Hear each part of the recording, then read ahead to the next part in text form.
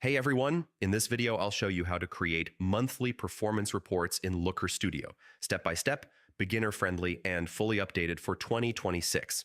If you report results every month and want something clear, repeatable, and professional, yeah, this guide is for you. First, open Looker Studio and create a new report, or open an existing one. Connect your data source. This could be Google Analytics for Google Ads, Google Sheets, or any business data you track monthly. Just make sure the date field is available.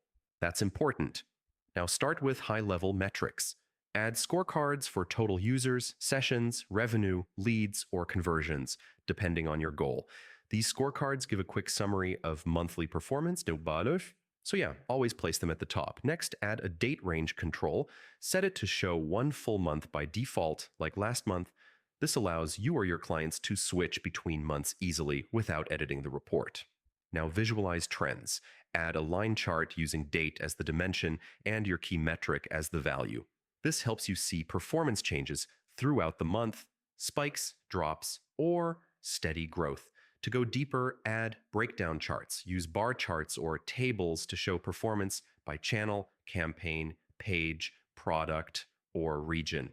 This explains why the monthly numbers look the way they do. Honestly, this part adds real value. If you want comparisons, add a scorecard with month-over-month comparison enabled.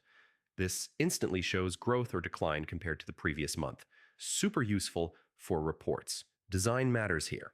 Keep the layout clean, consistent, and easy to scan. Monthly reports should be simple, not crowded.